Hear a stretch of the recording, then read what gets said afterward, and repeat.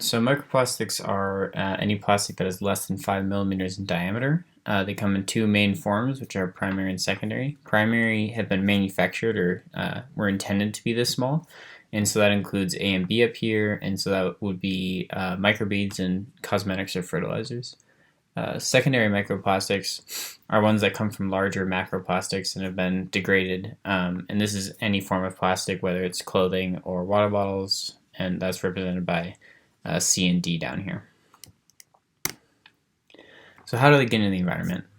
Essentially, anywhere where humans use plastic, some gets littered or will run off into a stream.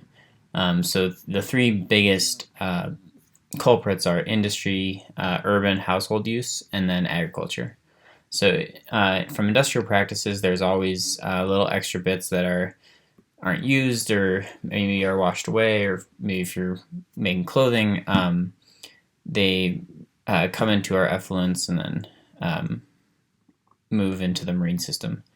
And then the largest use is household use, since that comes from mismanaged waste, basically anywhere where humans have forgotten about their plastic and dropped it somewhere. And this is also correlated with density. So as areas get more and more urbanized, we see larger concentrations of microplastics in the surrounding area. And so this graph up here is just talking about the amount of mismanaged waste, which is waste that isn't properly disposed of, and the coastal population. So we've seen that areas with larger coastal populations have a significantly higher concentration of microplastics, and they more easily get into the marine environments. And the last thing is agriculture. So a lot of agricultural practices use plastic in greenhouses or in protecting the shoots of plants, and some of that gets left behind and will eventually degrade into the soil. Also, sewage sludge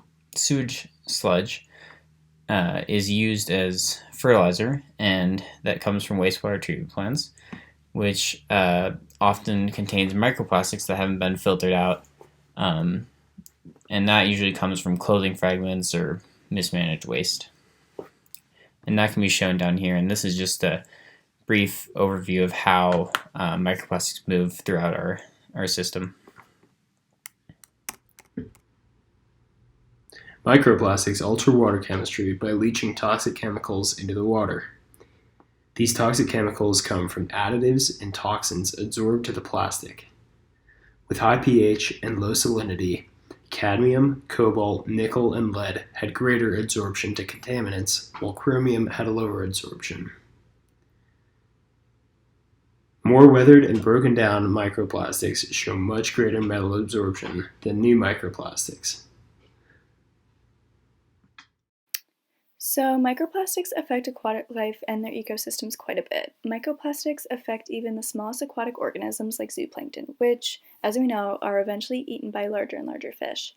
Microplastics dramatically impair the digestion ability of mussels. Mussels kind of act like microplastic sinks. A study by the International Marine Debris Conference found that microplastics inhibit the efficiency of absorption in mussels, which can cause a big problem because they are filter feeders. They also found that microplastic exposure lowers calcification in coral. This means the whole reef ecosystem is impacted. There are less places for organisms to live, hide, and hunt. To take a deeper look at a specific harm to aquatic life and their ecosystems, the same study found that phthalates, which are plasticizers that help make a product more durable and flexible, can deregulate the immune systems of bird, fish, and some mammals. It does this by targeting B cells activation, expansion, and reduces the ability to produce antibodies. This causes the fish, bird, or mammal to become more susceptible to disease and infection. This specific study focuses mainly on juvenile salmon. However, the toxicology and effect on humans is hard to measure and not really yet known.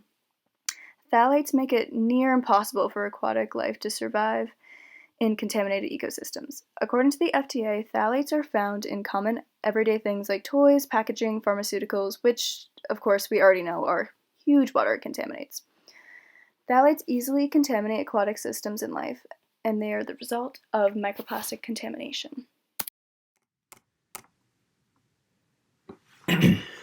So obviously we know that microplastics are quite bad and we want to remove them, and so they can be removed by filters in wastewater treatment plants. One study showed that membrane bioreactors, which is where organisms eat compounds and then are pushed through a membrane, leaving the solids and the microorganisms behind, remove up to 99% of microplastics, which is great. But we have to realize that without regulation and altering our current use of plastics, we are going to continue to increase microplastic concentrations in the future. And so things like the 5 R's, refuse, reduce, reuse, repair, and recycle are huge to mitigate the amount of plastics that we'll have in the future. And so currently there are no regulations because we don't know the toxicity of microplastics.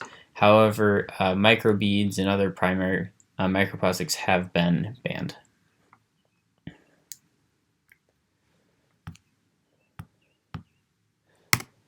And so the unknowns for microplastics are the human health effects. So how do we mitigate exposure? What does it do to our tissues?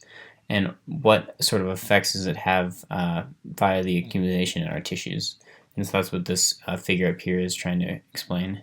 We still are trying to figure out the best way to remove microplastics from wastewater and drinking water, especially small and fibrous forms of plastics. And this technology is available, it's just, everyone doesn't have these filters and we don't know exactly how to measure them. We still don't understand the long-term ecological effects, how it will shape predator-prey dynamics and with the behavior of disrupting of different hormone disruptors. And then also we are trying to understand the cycling of heavy metals via microplastics. And the last 2 points we have is we need to understand how microplastics move within sediment via groundwater.